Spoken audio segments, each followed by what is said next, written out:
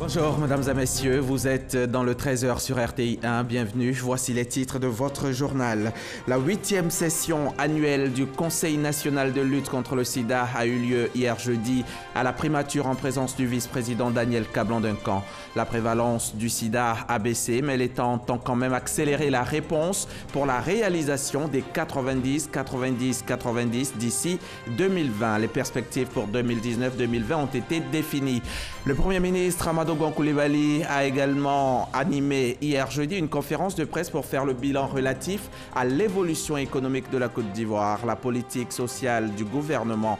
Le chef du gouvernement s'est également prononcé sur l'actualité politique et sociale. Nous reviendrons sur chacun de ces aspects.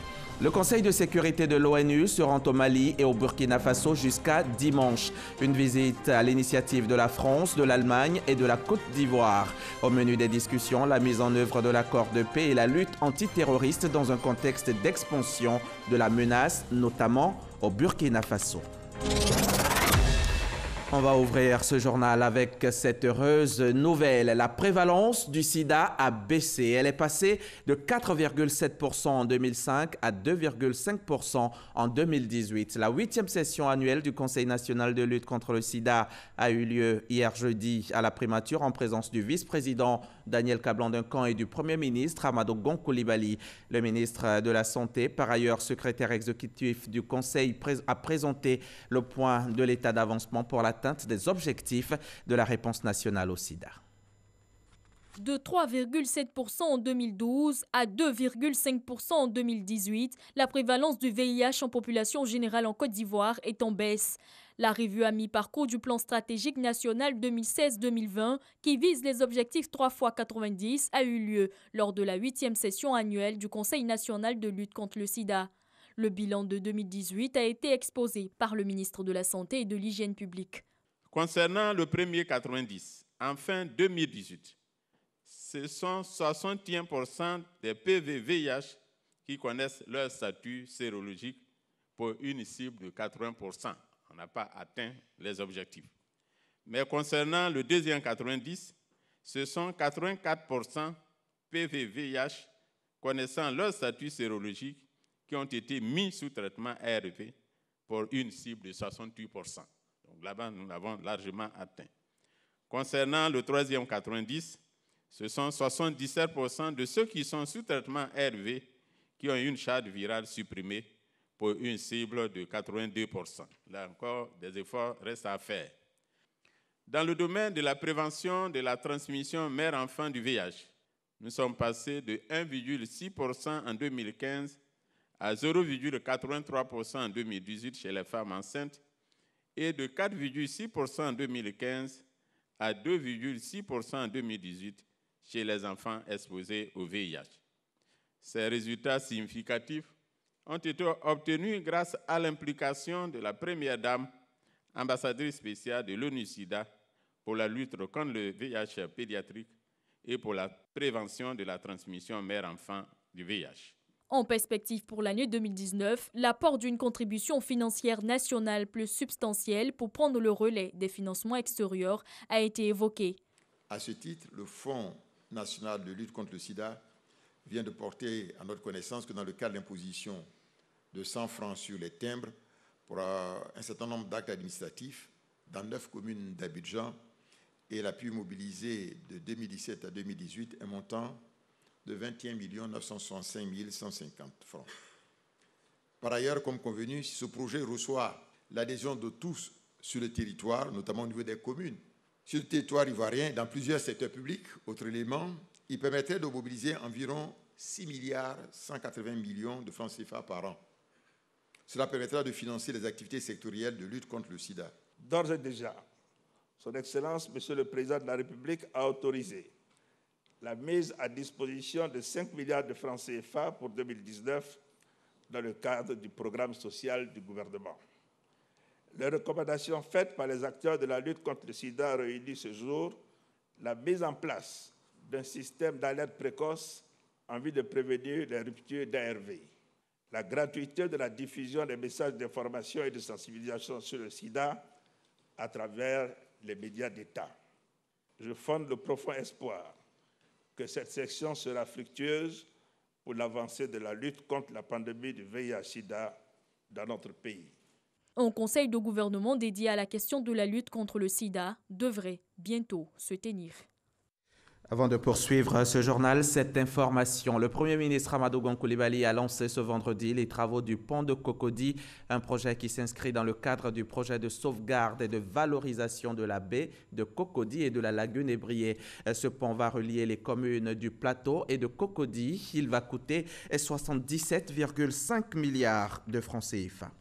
Pas de répit donc pour le Premier ministre. Hier, il était face aux journalistes. Au cours de cette conférence de presse qui aura duré 2 heures, Amadou Gon Coulibaly est revenu sur l'ensemble des sujets d'actualité. Ce sont entre autres la réforme de la CEI et la récente élection du président de l'Assemblée nationale avant d'appeler la classe politique à l'apaisement du climat sociopolitique. Les détails avec Herman Guivet. Une commission électorale indépendante, encore plus équilibrée. C'est l'objectif à terme que vise le gouvernement, un objectif qui ne saurait être atteint sans la participation de tous, d'où l'ouverture des consultations avec toutes les couches sociales. Dixit Amadou Gon Coulibaly, Premier ministre de Côte d'Ivoire. Nous allons reprendre donc les discussions. Mais ces discussions sont dans un cadre qui est très précis. Il s'agit pour nous très simplement de voir comment prendre en compte les recommandations qui ont été faites par la Cour africaine des droits de l'homme et des peuples. C'est tout. C'est ce que donc nous allons faire. Nous ne ferons pas plus, nous ne ferons pas moins. Selon certaines indiscrétions, certains ex-partenaires du RHDP subiraient quelques formes de pression. Amadou Gon Coulibaly répond sans restriction. Ils étaient engagés dans un processus depuis 2005. Je peux comprendre que tous ceux qui étaient engagés dans ce processus depuis 2005 ne comprennent pas pourquoi ceux qui se sont retirés, donc se sont retirés. Donc je ne vois, moi, pas de pression, bien au contraire. Je pense que c'est peut-être sur ceux qui ont déjà compris qu'il faut donc venir au RHDP pour renforcer donc cette formation politique, pour créer donc cette base de stabilité donc pour notre nation, pour que la Côte d'Ivoire ne vive plus jamais ce qu'elle a vécu dans le passé. C'est peut-être sur certains là-bas, à qui on fait pression pour des raisons ethniques. Oui, c'est ça la vraie pression qui est faite et qui n'est pas acceptable aujourd'hui dans la Côte d'Ivoire moderne. Pour ce qui concerne les contestations soulevées par certains groupes parlementaires quant à l'élection d'Amadou Soumaoro en qualité de président de l'Assemblée nationale, Amadou Gon Coulibaly, le Premier ministre, répond. Il faut arrêter de vouloir créer des problèmes là où il n'y en a pas. On a 252 donc, députés. On a 179 députés qui étaient présents. On a 153 qui ont voté de manière effective devant tout le monde dans une urne transparente pour Amadou Soumaoro. Mais où est le débat? Il y a des gens, quoi que vous fassiez, même si tout est réglé, il faut qu'ils disent qu'il y a un problème. Pour le Premier ministre, la recomposition du paysage politique ivoirien ne doit pas inquiéter. Il se saisit d'ailleurs de l'occasion pour lancer un appel à toute la classe politique. Soyons mesurés pour n'effrayer personne. Nous, RHDP, compte tenu de ce que nous représentons aujourd'hui en termes d'élus, en termes d'implantation, nous sommes convaincus donc, que nous travaillerons à faire en sorte donc, que le climat dans ce pays soit donc, apaisé. C'est un engagement fort du président de la République. Donc, ne nous faisons pas peur. Ne nous faisons pas peur et ne faisons pas peur donc, aux autres pour rien. Un énième grand oral, au terme duquel il aura répondu à chacune des grandes interrogations formulées par les journalistes avant de conclure. La Côte d'Ivoire est bien partie sous le leadership du président Ouattara. Moi, j'ai confiance à l'avenir du pays. Continuons la main dans la main à travailler. On a un avenir radieux donc, devant nous. Et puis Amadou Gon Coulibaly annonce que 727,5 milliards de francs CFA vont être engagés pour améliorer les conditions de vie des populations. Ça, c'était l'aspect politique de cette conférence de presse. Maintenant, avec Jean-Louis Gbangbo, nous allons faire le point de l'économie ivoirienne, selon le Premier ministre. Un taux de croissance de 8,6% en 2018 contre 0,8% entre 2000 et 2010. Un PIB par habitant qui passe de 560 300 francs CFA en 2010 à 745 200 francs CFA en 2017. Les indicateurs sont indéniablement au vert pour l'économie ivoirienne. Cette conférence de presse a été l'occasion pour le Premier ministre de revenir sur les impacts de cette embellie sur les populations ivoiriennes. Les revenus du monde agricole sont passés de 3 368 milliards de francs CFA en 2012 à 5 653 milliards de francs CFA en 2015, soit une hausse de 68%. En outre, la hausse du SMIC, qui est passée de 36 000 francs CFA à 60 000 francs CFA en 2014, et le déblocage du salaire indiciaire des fonctionnaires et agents de l'État en 2015 ont contribué au renforcement du pouvoir d'achat des populations. Une dynamique à préserver. Le deuxième programme national de développement, PND, permettra au pays de renforcer ses infrastructures de base dans divers domaines. Ainsi, la mise en œuvre des deux PND permet de positionner et de maintenir notre pays dans une dynamique de forte croissance tout en garantissant un cadre macroéconomique de qualité et une forte attractivité des investisseurs, tant nationaux qu'internationaux. Le Premier ministre reconnaît cependant que cette année de croissance soutenue ne permet pas d'effacer le lot passif social laissé par plusieurs années de crise. Les attentes des populations restant encore nombreuses. Le président de la République, son Excellence, M. Alassane Ouattara, a donné des instructions fermes afin que les conditions de vie des populations soient encore plus impactées par les efforts de l'action gouvernementale. C'est un investissement de 727,5 milliards de francs CFA qui est prévu pour améliorer les conditions de vie des populations. Autre point de satisfaction du Premier ministre, l'environnement des affaires garanti par la transparence dans la passation et la régulation des marchés publics. Au total, un bilan économique positif envié par de nombreux pays dans le monde, selon le Premier ministre Amadou Gon Coulibaly. Et toujours selon le Premier ministre Amadou Gon Coulibaly, le gouvernement est au travail, la Côte d'Ivoire avance, vous pouvez compter sur nous. Aspect politique, aspect économique, on va retourner à l'auditorium de la primature, cette fois pour parler des actions sociales menées par le gouvernement, des actions évoquées lors de cette conférence de presse, entre autres l'éducation, la santé et l'emploi. Gabriel Zani. C'est une conférence de presse aux allures de grand oral sur l'action gouvernementale tenue ce jeudi par Amadou Gon Coulibaly, le chef du gouvernement. L'éducation pour évoquer l'intérêt que son équipe accorde à la reprise des cours dans les écoles, le renforcement de la gratuité ciblée, la réduction de la pauvreté par l'augmentation du nombre de bénéficiaires des projets philo-socio-productifs en passant par l'accès au logement, l'emploi des jeunes. Le Premier ministre a fait le tour des questions sensibles touchant au quotidien des populations. Le programme social du gouvernement comprend la mise en place de 156 actions, dont 67 projets majeurs, 57 réformes et 32 mesures d'accompagnement de l'action sociale, dont 12 mesures phares qui représentent un montant de 727,5 milliards de francs CFA. Ce programme aborde les problématiques sociales avec beaucoup d'ampleur et de pragmatisme, afin de garantir des résultats immédiats et surtout durables. Le gouvernement est au travail. La Côte d'Ivoire avance. Vous pouvez compter sur nous. Une assurance qui appelle à la solidarité aux efforts du gouvernement. Les élèves doivent reprendre le chemin des classes, a dit le Premier ministre. Pour cela, les enseignants doivent lever leur mot d'ordre de grève. Le chef du gouvernement les y encourage. L'ensemble donc des mesures pour les fonctionnaires, dont donc les enseignants, sur la période de 2013 à 2019, représente 1473 milliards de francs CFA. C'est dire quand même que des efforts importants ont été faits pour la fonction publique et ont été faits particulièrement pour les enseignants. Nous constatons un dégel, des discussions sont en cours et moi je me félicite que cette nouvelle ambiance donc, puisse naître, qui a conduit au fait que ceux du primaire et du supérieur ont repris donc, les cours et sont en train de discuter avec leur ministère donc, de tutelle sur les questions qui sont en suspens. L'avancement indiciaire des fonctionnaires coûte à l'État 126 milliards de francs CFA par an. Selon Amadou Gon Coulibaly, les défis du gouvernement sont tout aussi nombreux que les enjeux. En ce sens, 2019-2020, ces années sont placées sous le signe du social. Un social qui commence par un sujet tout aussi clé que la couverture maladie universelle.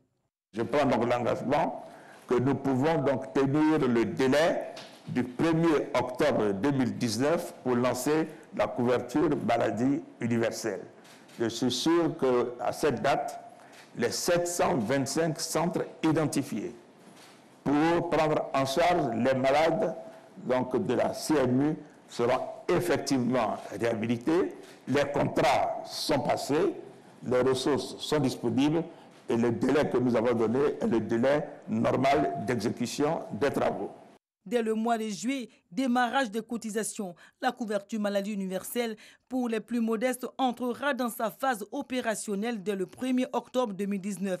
Dans ce sens, le gouvernement est prêt à tenir ses engagements pour aboutir in fine à l'accalmie sociale. Un apaisement que le chef du gouvernement a appelé de tous ses voeux pour conclure sa rencontre avec la presse nationale et internationale. Il n'y avait pas que la presse nationale et internationale présente à cette conférence de presse. Ils étaient également nombreux, ces membres du gouvernement qui étaient la presse. Le Premier ministre y était donc également. Il a fait sa conférence de presse en présence de nos reporters qui ont tendu leur micro à quelques-uns des ministres présents. Il y a beaucoup de choses qui ont été faites et beaucoup de choses sont en cours. Les résultats concrets sont là. Pour ce qui nous concerne, c'est de créer les conditions de la réussite de nos activités, de l'amélioration de l'environnement des affaires.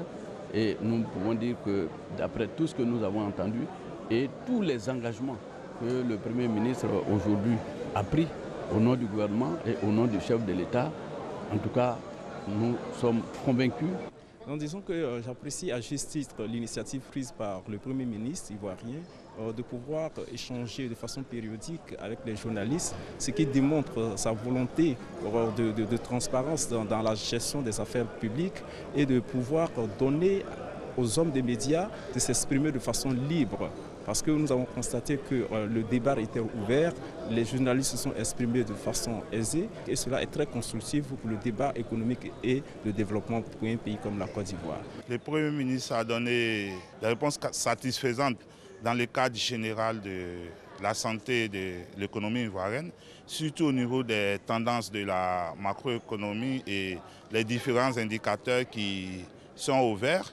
Mais il a notamment reconnu également quelques problèmes, notamment dans l'agriculture, concernant la filière de la noix de cajou. Il a reconnu qu'il y avait effectivement des problèmes, qu'il avait saisi le directeur général de l'instant de régulation de cette filière pour voir comment trouver des solutions qui sont dans ce secteur. J'ai été très contente d'être à cette conférence et j'en sors très rassurée. Rassuré par les réponses du Premier ministre, rassuré par la réalité sur le terrain. Le plus important, c'est de laisser le président de la République et son gouvernement travailler à résoudre le quotidien des Ivoiriens. Satisfait des réponses que M. le Premier ministre a données aux différentes questions. Que les gens soient rassurés, il y aura une CEI équitable. Il y aura une CEI qui va se préoccuper des élections et également de la paix, parce qu'une bonne élection est en rapport donc avec la notion de cohésion sociale, paix. Et les gens en sont conscients. S'agissant donc de la CEI, il dit qu'il peut y avoir des divergences. Mais le fond, c'est qu'il y a une volonté de changement, il y a une volonté de mise à jour de cette institution qui est importante pour la construction de notre démocratie. Donc mon sentiment, c'est un sentiment de joie et de satisfaction au vu donc de cette conférence de M. le Premier ministre. C'était donc les réactions de quelques participants à cette conférence de presse, propos recueillis donc par notre reporter Herman Guivet. Voilà pour le chapitre conférence de presse du Premier ministre. Je rappelle qu'elle a eu lieu hier jeudi 21 mars à l'auditorium de la primature au plateau. C'était un vœu cher au Premier ministre Amadou Gon Coulibaly et à l'ensemble de son gouvernement. Après plusieurs semaines passées loin des classes, les élèves et les enseignants de Méagui ont repris le chemin de l'école. Serge Koléa en a fait le constat. À Méagui, au sud-ouest de la Côte d'Ivoire, élèves et enseignants ont repris le chemin des classes. Dans les écoles primaires, l'ambiance bon enfant marque les retrouvailles entre élèves et enseignants. Je suis contente de reprendre les cours puisque je suis en classe d'examen et je souhaite avoir mon examen pour que mes parents soient fiers de moi. Je dis à tous mes amis qui ne savent pas qu'ils ont repris les cours, je leur dis de venir à l'école. Aux heures de cours, l'ambiance est plutôt studieuse. Nous avons repris les cours depuis le lundi passé. Les élèves, les maîtres, tout le monde est présent. Selon l'inspecteur de l'enseignement primaire de Méagui, depuis le 11 mars dernier, la reprise des cours est effective. Depuis le 11, la reprise a été effective. Mais seulement que dans la journée du lundi 11, il y avait un taux de présence des enfants de 60,87%. Mais tous les enseignants étaient à 100% à leur poste. Mais au cours de la semaine, nous avons atteint la vitesse de croisière et nous sommes à 100% de reprise dans toutes les écoles, que ce soit en ville comme dans la zone rurale. Même constat dans les lycées et collèges. Tous sont au rendez-vous. Compétence 4, c'est la dernière leçon qui parle de vérité. Même si la reprise semble timide dans l'ambiance, elle est néanmoins saluée par les élèves, surtout ceux inscrits en classe d'examen. Nous sommes venus ce matin, les professeurs ont repris les cours. Vraiment, nous sommes contents. Parce que nous, en tant qu'élèves en classe d'examen, vraiment, quand nous ne faisons pas le cours, ça nous fatigue. Pour les professeurs, plus question de perdre du temps. Nous sommes en train de voir la compétence 3, précisément la leçon 2. Et tous les élèves sont là, dans leur grande majorité. Peut-être qu'il y a au moins 5 absents comme ça. Mais ils ne seront tardés, ils viendront dans le temps. J'ai même fait une interrogation. Pour certainement assurer le calme, les forces de l'ordre ont été réquisitionnées. Pour l'heure, aucune perturbation n'a été enregistrée à Méagui. 148 millions, c'est le chiffre du jour. 148 550 000 francs CFA, très exactement. C'est le montant total des chèques qui viennent d'être remis par Maria Tokone à près de 200 victimes et ayant droit de victimes des conflits ivoiriens. C'était hier jeudi dans les locaux du PNCS, le Programme national de cohésion sociale. Ojantele Soro, Ouattara Amadou Walter. La ministre de la Solidarité, de la Cohésion sociale et de la lutte contre la pauvreté, Maria Tokone, remet 197 chèques aux victimes des crises survenues en Côte d'Ivoire entre 1990 et 2011. Ces bénéficiaires sont des personnes touchées par ces conflits ou des victimes qui ont un lien direct avec les personnes décédées.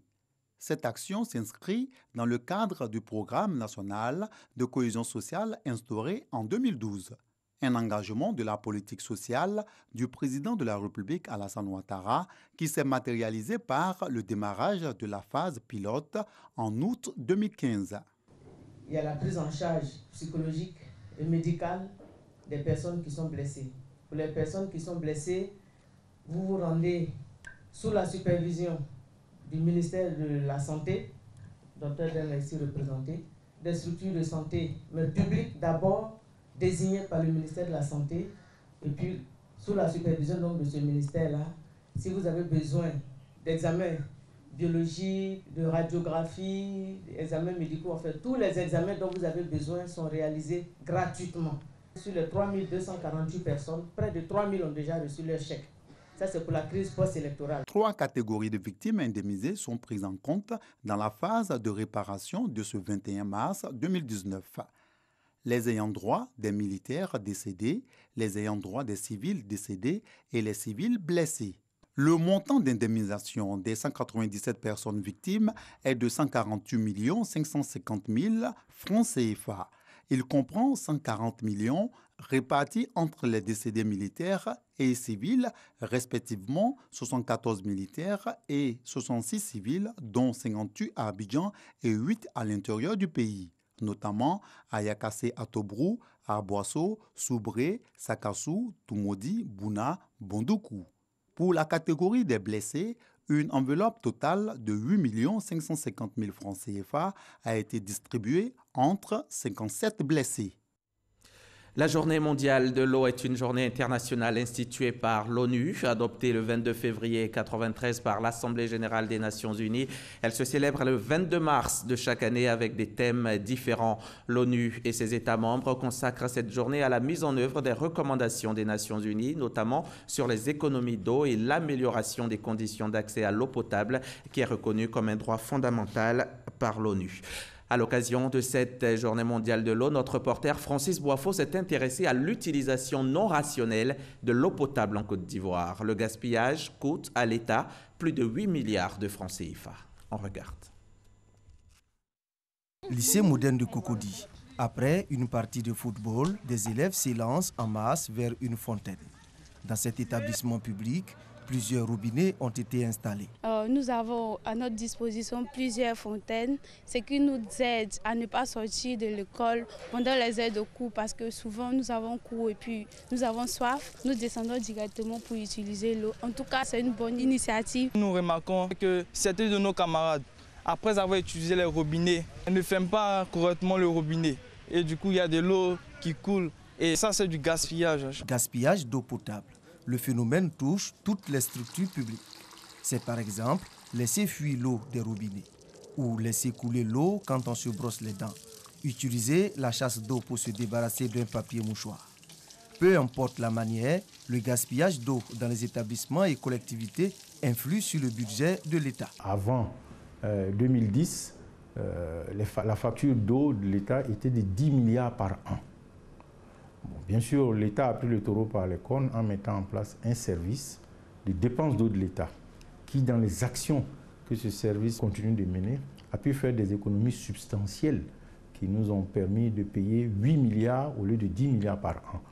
2 milliards d'économies par an, c'est beaucoup d'argent. Vous pouvez construire une infrastructure qui puisse alimenter 10 000 personnes en eau potable. Selon un rapport publié par le Centre d'information sur l'eau, cette ressource est en grande partie fournie à partir des nappes phréatiques, des cours d'eau, des lacs et barrages. Lorsque vous gaspillez la ressource, ça veut dire que vous raréfiez la recherche de cette ressource-là. Et plus les investissements seront lourds pour chercher de l'eau, plus le coût unitaire va être élevé. C'est une évidence. Donc ne gaspillons pas l'eau, parce qu'elle peut servir toujours aux populations futures. Plusieurs études révèlent. Laisser couler l'eau avec une forte pression pendant 3 minutes, c'est gaspiller 18 litres minimum, quand une fuite au niveau de la chasse d'eau fait perdre 25 litres d'eau par heure. Des gestes simples suffiraient à éviter le gaspillage. L'eau est source de vie et on le sait. Préservons-la. Préservons l'eau, source de vie. Venons-en maintenant à la deuxième édition des Journées africaines de l'écologie et des changements climatiques qui se tient à Treichville. L'organisation est l'affaire du réseau des experts africains pour l'écologie. Et pendant 3 jours, des panels, des expositions et autres activités sont prévues autour du thème « Comment réussir les transitions énergétiques et écologiques en Afrique ». Mostafa Diaby Assita et Franck Quadio. Couverts forestiers et sols dégradés, air et eau pollués par divers déchets, des indicateurs de la mise à mal de l'équilibre écologique et climatique par l'action humaine. C'est donc pour un changement de comportement vis-à-vis de l'environnement que ces experts du monde écologique se réunissent durant 3 jours pour un partage d'expériences. Les Journées africaines de l'écologie des changements climatiques, qui sont à leur 2e édition, se veulent un forum d'échange et de marché africain sur les bonnes pratiques écologiques auprès des décideurs, des collectivités et des populations. Ces journées visent à éveiller les consciences vers des modes de consommation et de production durable, vers des comportements éco-responsables, voire le civisme écologique. Agir pour un environnement sain. Pour le ministre Joseph Sekaseka, la réussite des transitions énergétiques et écologiques, thème de la journée, est conditionnée par la mise en synergie des solutions pour la résolution des problèmes communs. Les manifestations des changements climatiques et leurs effets pervers sont bien connus de tous. Il ressort de toutes les rencontres internationales et nationales qu'il faut agir maintenant, main dans la main, afin de contrer ces aléas climatiques qui deviennent de plus en plus délétères pour nos économies, notre environnement et la santé de nos populations. Pour cette entame des réflexions autour des questions écologiques africaines, plusieurs éco-citoyens africains ont été distingués pour leur apport aux solutions en vue de trouver réponse aux aléas climatiques et environnementaux sur le continent. Et cette information, au moins 60 personnes ont trouvé la mort dans la collision frontale de 2 autocars sur une route du sud du Ghana aux premières heures de ce vendredi. L'accident s'est produit vers 2 heures du matin dans la région Bono-Est, à quelques 400 km au nord d'Accra. Les véhicules roulaient dans des directions différentes quand la collision s'est produite. Un des autocars a pris feu et l'autre a été broyé. Chaque véhicule transportait une 50aine de passagers.